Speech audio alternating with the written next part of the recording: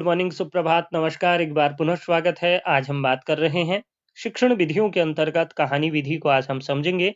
Story telling जो method है, इसको जानेंगे। जैसे कि आप समझते हैं कि बचपन में आपको कहानी सुना दी जाती थी, वो आपके ज़हन में अभी तक होगी। कुछ कहानियाँ ऐसी होती हैं जो दादी, नानी या मम्मी या पिताजी, दादाजी, नाना जी कोई सुनाते हैं, वो हमें चिरकाल तक रहती है हमारे दिमाग में।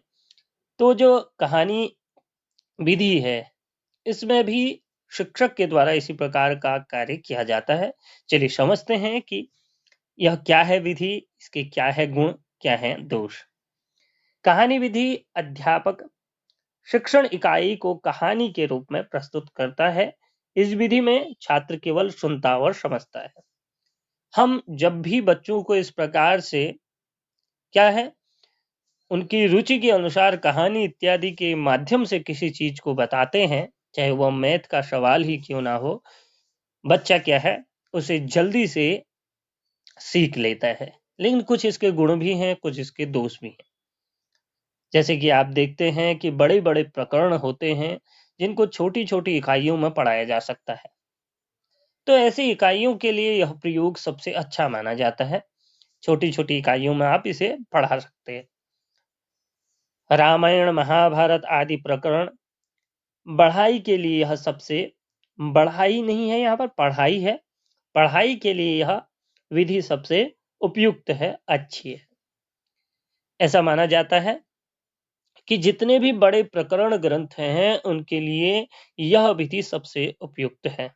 यह विधि छोटी कक्षाओं के लिए सबसे उपयुक्त है।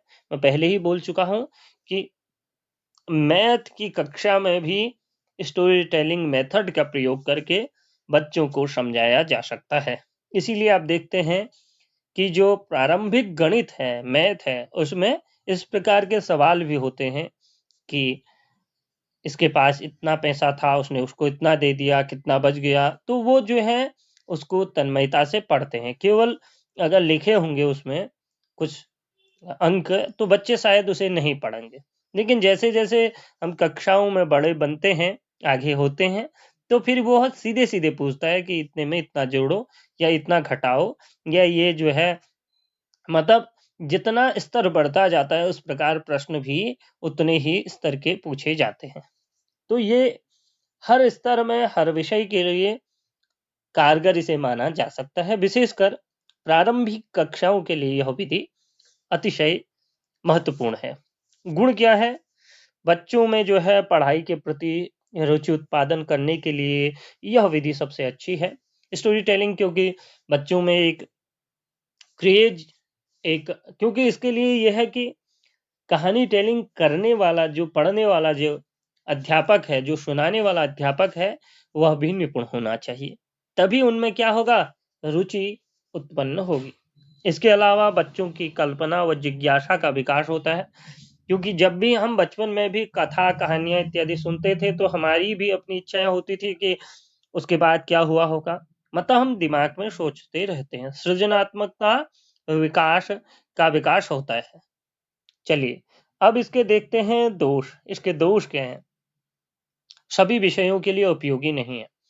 प्रारंभिक कक्षाओं में तो इसका प्रयोग किया जा सकता है, लेकिन बाद की कक्षाओं में, जैसे आपने साइंस का कोई फ़ॉर्मूला समझाना है, तो संभवतः इसका प्रयोग आप क्या है, कहानी टेलिंग के माध्यम से बड़ी कक्षाओं में न कर पाएँ।